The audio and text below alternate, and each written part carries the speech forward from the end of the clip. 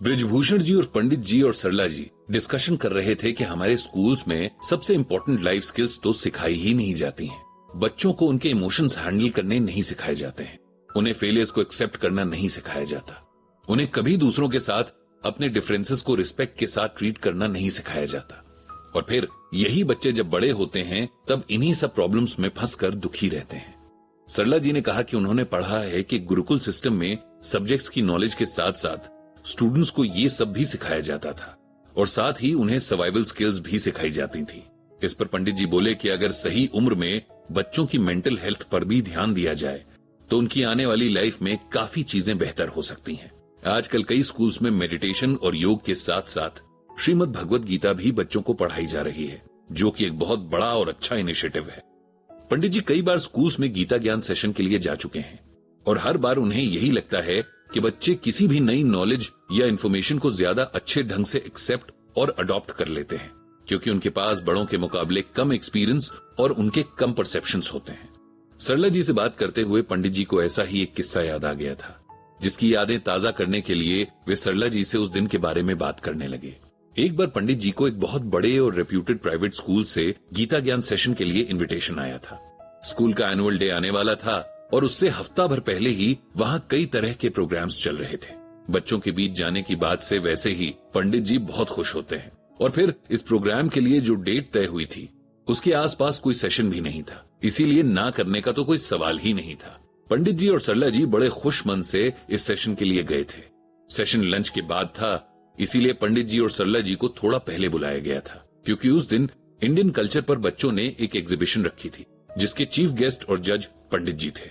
By chance सरला जी को वहां अपनी एक बहुत अच्छी फ्रेंड की बेटी रश्मि मिल गई, जो स्कूल में टीचर थी। सरला जी को रश्मि अपने साथ कैंटीन ले गई, क्योंकि जब रश्मि छोटी थी तब उसकी माँ और सरला जी खूब मिला करती थी।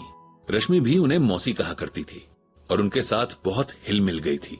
कुछ दिनों बाद रश्मि के पिता का ट्रांसफर हो गया, जिसकी वजह से उन लोगों को शहर छोड़ना पड़ा और धीरे धीरे आपस में कांटेक्ट भी कम हो गया था। पिछले बहुत सालों से दोनों सहेलियों को एक दूसरे की कोई खबर भी नहीं थी। ऐसे में जब सरला जी को अचानक रश्मि मिल गई तो उनकी खुशी का ठिकाना न रहा। वे तो शायद रश्मि को पहचान भी नहीं पाती, लेकिन उसने उन्हें दूर से ही पहचान लिया था। सरला जी जब रश्मि के साथ बिजी हो गईं, तो उस दिन के इवेंट के ऑर्गेनाइजर प्रदीप जी ने 6th क्लास के एक बच्चे को बुलाया जिसका नाम अनय था। उन्होंने अनय से कहा कि जब तक सेशन का टाइम होता है तब तक पंडित जी को आज की एग्जीबिशन और स्कूल के कुछ इंपॉर्टेंट पार्ट्स जैसे लाइब्रेरी वगैरह घुमा दें। पंडित जी भी इस ऑफर से खुश थे। अनय बहुत चुलबुला बच्चा था। पंडित जी देख रहे थे कि लॉबी में चलते हुए भी वो सीधा नहीं चल रहा था, जैसे किसी गाने के म्यूजिक की धुन पर हल्का हल्का सा नाचता हुआ चल रहा था। ऐसा म्यूजिक जो सिर्फ उसके कानों में बज रहा था। पंडित जी से बात करते हुए उसकी आंखों में एक चमक सी आ जाती थी। बच्चों की आंखों की इस चमक को पंडित जी जिंदगी की चमक कहते हैं। अचानक एक जगह पर अनय रुक गया और बोला कि सर, मैं आपको जानता हूँ, मेरी बुआ आपका ब्लॉग पढ़ती हैं और पढ़कर मेरी दादी और मुझे भी सुनाती हैं। बुआ कहती हैं कि जब मैं थोड़ा और बड़ा हो जाऊं तब मुझे खुद से गीता पढ़नी चाहिए। पंडित जी को यह बात सुनकर बहुत अच्छा लगा। उन्होंने अनय से कहा कि उसे गीता ज्ञान सुनकर कैसा लगता है। इस पर वो बोला कि सब कुछ तो समझ नहीं आता है, लेकिन जितना समझ आता है वो अच्छा लगता है। फिर उसने पंडित जी की तरफ एक क्वेश्चन दाग दिया कि मेरी बुआ कहती हैं कि हम जो कुछ भी करते हैं उसका फल हमें जरूर मिलता है, इसीलिए कभी गलत काम नहीं करने चाहिए।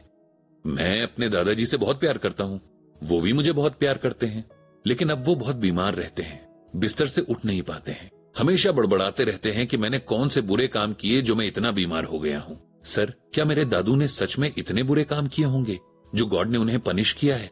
अनय की बात सुनकर पंडित जी चलते हुए एकदम से रुक गए।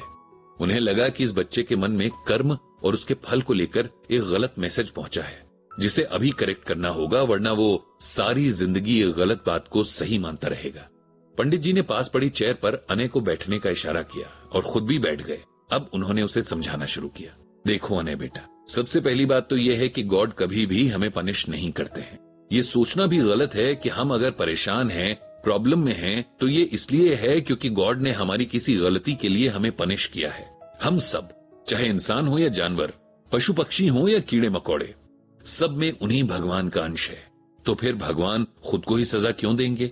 आज के बाद अगर आप किसी को या खुद को कभी भी किसी भी सिचुएशन में या प्रॉब्लम में देखो तो मन में ये मत सोचना कि ये भगवान ने किया है। हमारे साथ जो कुछ भी होता है उसके लिए किसी और को या भगवान को ब्लेम करना अच्छी बात नहीं है। आपके दादाजी की प्रॉब्लम उनकी उम्र से जुड़ी है, क्योंकि एज के साथ बॉडी तो वीक होती ही है, इसमें किसी का कोई जोर नहीं चलता। सबके साथ ये होता है। आप अपने दादाजी के साथ बैठा करो, उनसे बातें किया करो, इससे आपको भी अच्छा लगेगा। फिर पंडित जी ने अनय को एक बहुत छोटी सी कहानी सुनाई। ये कहानी किसी बहुत बड़े टेनिस प्लेयर के बारे में थी। उस प्लेयर को छोटी सी उम्र में कैंसर हो गया था। जब उसे पता चला तो वो बहुत परेशान हुआ। उसने भगवान से कहा कि आखिर मेरे साथ ही ऐसा क्यों किया, अभी मेरी उम्र ही क्या है जो मुझे इतनी बड़ी मुसीबत में डाल दिया। जब उसके मन का गुबार निकल गया तो उसने सोचना शुरू किया कि आज वो अपने साथ हुई इस प्रॉब्लम के लिए भगवान को कोस रहा है। लेकिन जब उसके साथ इतना अच्छा हो रहा था तब तो उसने कभी नहीं कहा कि मेरे साथ ही ऐसा क्यों। जब वो इतनी छोटी उम्र में बड़े बड़े कंपटीशन जीत रहा था तब भी उसने कभी नहीं कहा कि भगवान मेरे साथ ही ऐसा क्यों कर रहे हैं। अभी मेरी उम्र ही क्या है जो मुझे इतनी सारी अचीवमेंट्स और अपॉर्चुनिटीज मिल रही हैं। इसके बाद उसका मन एकदम शांत हो गया, क्योंकि उसे अपने सवाल का जवाब अपने मन में ही मिल गया। खुशी हो या दुख, हार हो या जीत, हर चीज को एकदम शांत मन से एक्सेप्ट करना चाहिए। यही एक स्ट्रांग पर्सनालिटी की सबसे जरूरी बात है। फिर पंडित जी ने अनय को श्रीमद् भगवद गीता से ये श्लोक सुनाया। इंद्रियाणाम ही चरताम यन मनोनु विधीयते तदस्य हरति प्रज्ञाम वायुर्नावम इवाम भसी। यहां भगवान श्री कृष्ण अर्जुन से कहते हैं कि हे अर्जुन, जैसे जल में चलने वाली नाव को वायु हर लेती है, वैसे ही विषयों में विचरती हुई इंद्रियों में से मन जिस इंद्रिय के साथ रहता है वो एक ही इंद्रिय इस अयुक्त पुरुष की बुद्धि को हर लेती है। अब इसे सिंपल वर्ड्स में समझते हैं। भगवान कहते हैं कि जैसे जब नाव पानी में चलती है तब उसके पास अपना बहुत सारा फोर्स और उस पर कंट्रोल करने वाली मशीनरी होती है, लेकिन अगर तूफान आ जाए तो ये सब कुछ नहीं कर पाते हैं और नाव डूब जाती है। बिल्कुल यही हाल हमारे मन का भी है। मन इतना स्ट्रांग है कि जिस भी सेंस के साथ हुआ उस सेंस को अपने हिसाब से चलाने लगता है। इंसान खुद को कितना भी इंटेलिजेंट समझे, लेकिन अगर उसका मन उसके कंट्रोल में नहीं है तो उसकी सारी इंटेलिजेंस धरी की धरी रह जाती है। भगवान कह रहे हैं कि इंसान को यह समझ होनी चाहिए कि इस दुनिया और शरीर से जुड़ी सारी इच्छाएं मन में ही पैदा होती हैं। अगर इंसान अपने मन को कंट्रोल करके इन इच्छाओं को पूरी तरह छोड़ दे और फिर इसी मन के जरिए अपने सभी सेंसेस को भी अपने कंट्रोल में कर ले, तो ऐसा कर सकने वाला इंसान हमेशा सुख और सुकून में रहता है। फिर पंडित जी ने अनय को और भी सिंप्लीफाई करके बताया कि हम सबको किसी भी और एक्सटर्नल फैक्टर्स से पहले अपने इंटरनल फैक्टर्स को कंट्रोल करना चाहिए। अगर हम ये कर पाए तो फिर हमें बड़ी से बड़ी प्रॉब्लम में भी सही रास्ता मिल जाता है। जो इंसान अपनी तारीफ से बहुत खुश नहीं होता है और कोई कुछ गलत बोल दे तो दुखी भी नहीं होता है, ऐसा इंसान बहुत अच्छा होता है। अनय को पंडित जी की बातें बहुत अच्छी लगी।